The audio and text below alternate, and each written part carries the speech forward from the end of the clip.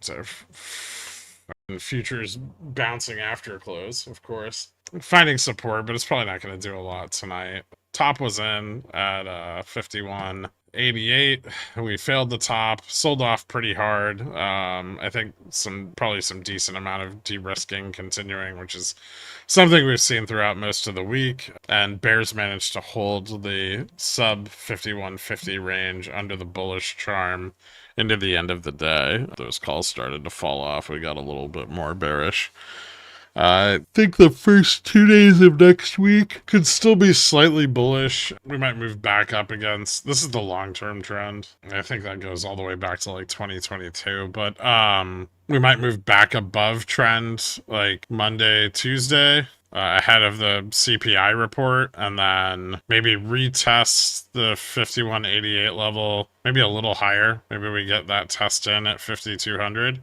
There's still a lot of longer dated bullish positioning that needs to clear out before SLD, so SLD and CPI. So I would imagine that the bulls are going to try to get one more decent pump out of this. Obviously, we'll probably see volatility pick up a little bit over the weekend. We usually do. So Monday might start off with a bit of a dump, but then I think it'll probably recover. We're still very much above gamma neutral on the weekly, and still very, very far above gamma neutral on the monthly. So, I mean, bulls still have an advantage here. They may have lost it intraday today because of the shift in charm, but over the entirety of the chain, they're still well positioned. On ES, that would probably mean like roughly a retest of that high range, maybe like 70, 75. Yeah, might be like 75-ish.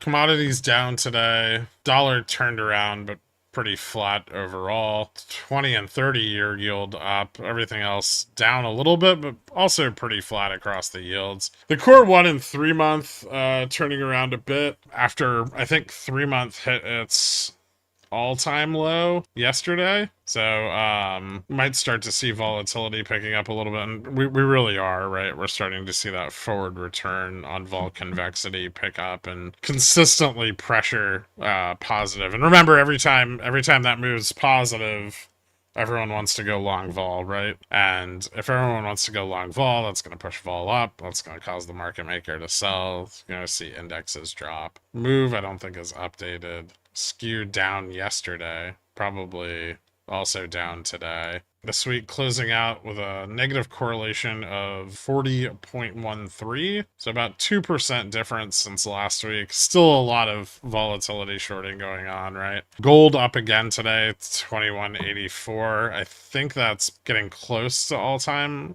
or that might be a new all-time high. Yeah, that's a new all-time high on close, and on the weekly close as well, right? If we go out to the weekly, this is the highest weekly close in the history of gold prices.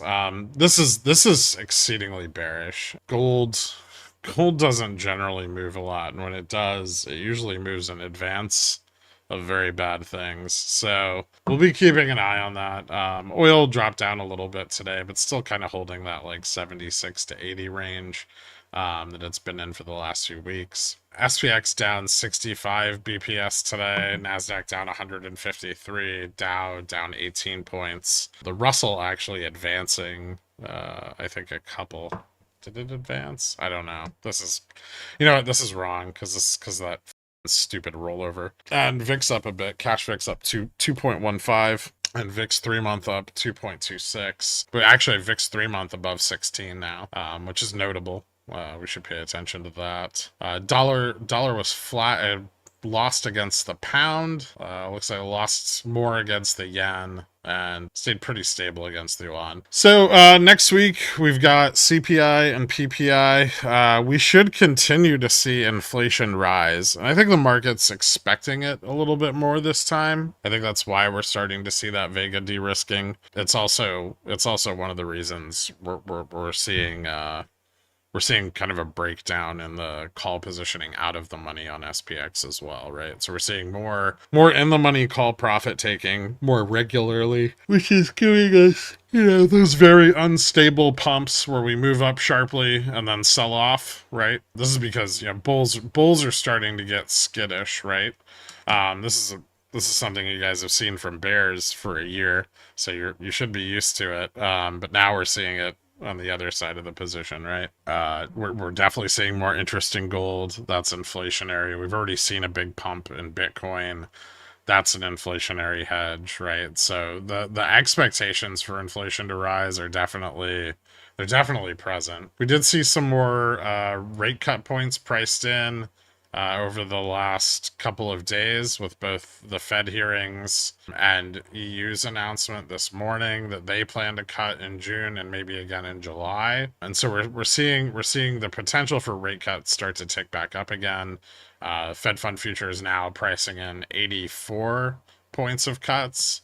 Whereas Jim, just last week we were pricing in under 75, right? So we're pricing in about 3.5 rate cuts right now, and then yeah, so we'll see how it turns out. But I think we could still see a few more pumps before CPI and PPI come in. But once they do, that could be very bad, and they're also coming right during the SLD period prior to a quarterly OPEC, so it's a quad witching. We've got big positioning going into next week. Should be fun. Anyway, I'll see you guys Sunday at 12:30 p.m. for the members only stream. I hope you guys all had a fun week. See ya.